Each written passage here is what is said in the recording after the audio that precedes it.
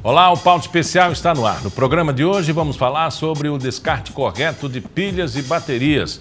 Nem todo mundo sabe como jogar fora esses produtos que podem causar grandes danos ao meio ambiente. Também vamos conversar sobre os afogamentos. Eles estão entre as maiores causas de mortes acidentais de crianças de até 4 anos de idade. Pais e responsáveis precisam ficar sempre atentos para garantir a segurança dos pequenos.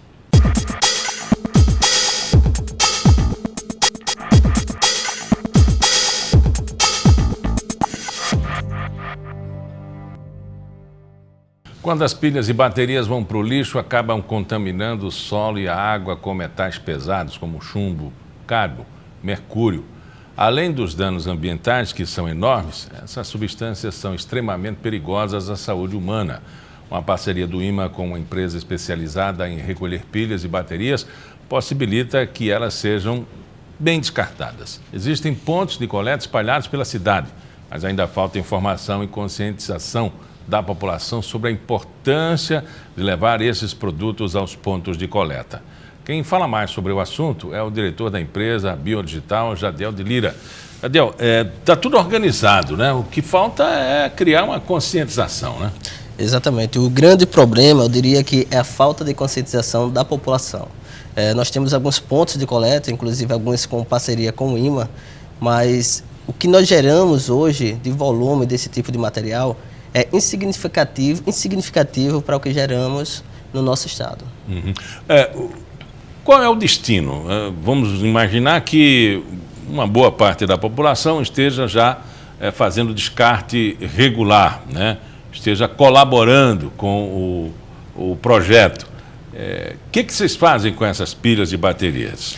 Esse material ele é recolhido, no geral, tanto da população, né, que descarta em nossa empresa, como nos pontos de coleta que nós temos espalhado.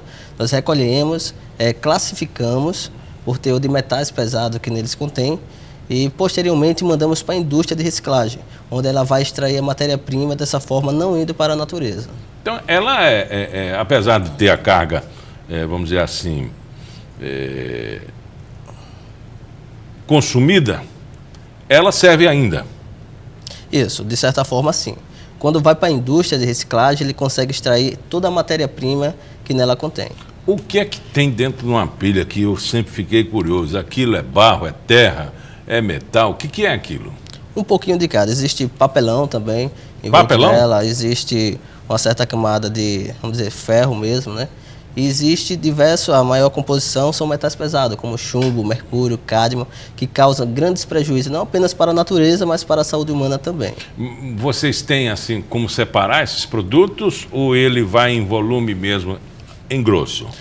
Nós só classificamos ele por teor, de acordo com as recomendações da indústria, armazenamos ele em tonéis, fazemos uma mistura com areia para evitar a contaminação, aquele fluido que sai das pilhas. Então, em cada tonel que nós enviamos, nós separamos em média 75% de pilhas e 25% de areia, para evitar possíveis acidentes.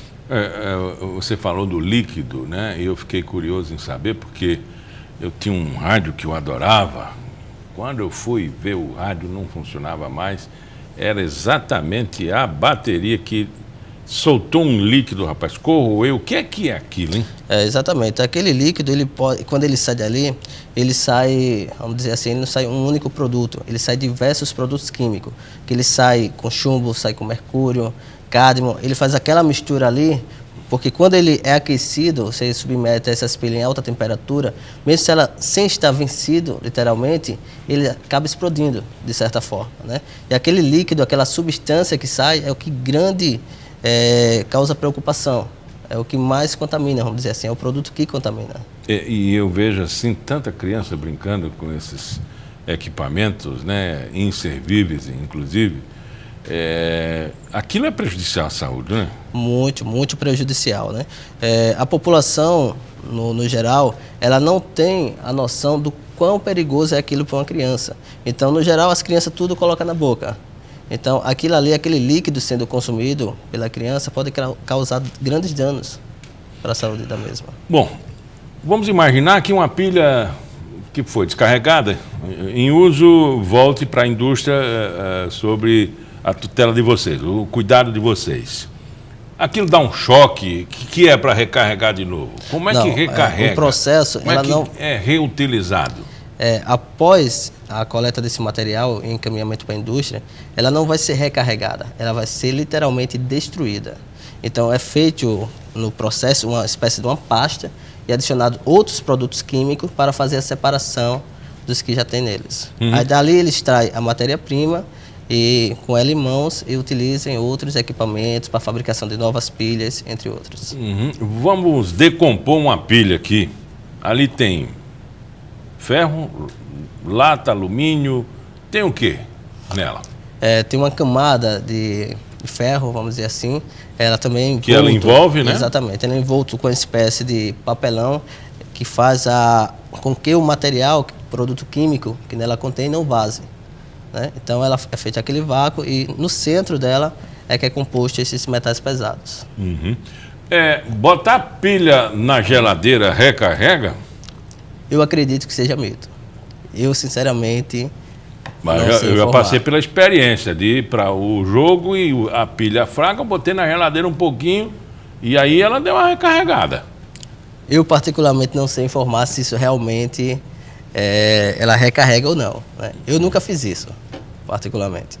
Você prefere botar no ponto de descarte e voltar à indústria? Com certeza, né? No caso, lá na minha casa, todo o material gerado de resíduos, nós levamos lá para a empresa, né? Que nós recolhemos não apenas resíduos eletrônicos, como todo tipo de aliás, não apenas baterias e pilhas, como todo tipo de resíduo eletrônico. Aliás, eu levei uma televisão para um concerto, cara desse eu compro por 50. não presta para nada. Mas tinha um caminhão na porta que estava pegando esses televisores de uma eletrônica aqui famosa, grande, e o cara encheu um caminhão. O que se aproveita naquilo ali? Olha, um técnico pegando aquele material, ele vai tentar reaproveitar alguma peça. Esse material, quando chega em nossa empresa, ele é totalmente descaracterizado, classificado e posteriormente encaminhado para a indústria de reciclagem. Por exemplo, uma CPU, ela tem diversos produtos diferentes. Por exemplo, nós vamos conseguir extrair o resíduo eletrônico em si, que se trata dos circuitos impressos, placas em geral, resíduos de ferros, plástico, metal, alumínio, entre outros.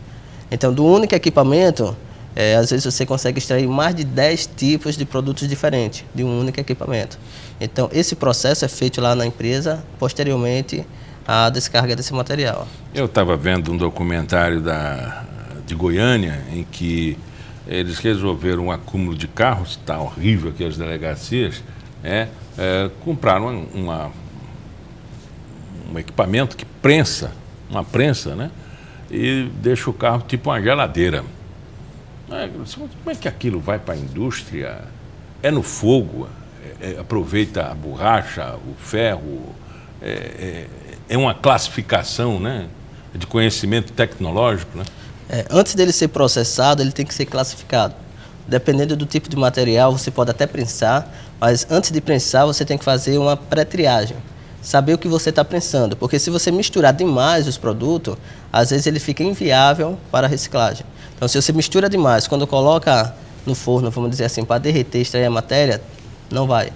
O televisor requer um cuidado maior por conta do tubo de imagem? Sim, o televisor ele compõe, no geral ele é vidro. O tubo de imagem é coisa antiga, né? O tubo CRT, daquelas TVs antigas, ele tem uma grande quantidade de chumbo. Então, também existe uma grande preocupação no descarte daquilo. E a coisa mais comum que você vê hoje em dia, no terreno abandonado por aí, no próprio Riacho Salgadinho, diversos tubos de TV boiando por ali ou jogado ao relento. Isso é a coisa mais comum de se ver. Porém, em sua composição, a grande maioria daquela parte de vidro tem muito chumbo ali, onde causa grandes danos para a natureza e para a saúde humana também. E crianças brincando, atirando pedras para pocar ou para danificar ver aquele tubo, né? Faz um barulho estranho, né? Esse material chegando na empresa, ele é descaracterizado por completo. O plástico enviamos para uma indústria específica, o cobre para uma outra, o vidro para uma outra, o ferro para uma outra, e assim por diante. Então, de um único tubo, nós conseguimos tirar materiais suficientes para encaminhar para 5 indústrias diferentes. E eles refazem tubo? eles fazem diversas coisas, né? Por exemplo, o vidro, especificamente, para uma das empresas que nós trabalhamos, eles utilizam para esmalte de cerâmica. Então, eles processam aquele material, eles adicionam com outros produtos e utilizam na fabricação de esmalte de cerâmica. Porcelanato, cerâmica normal.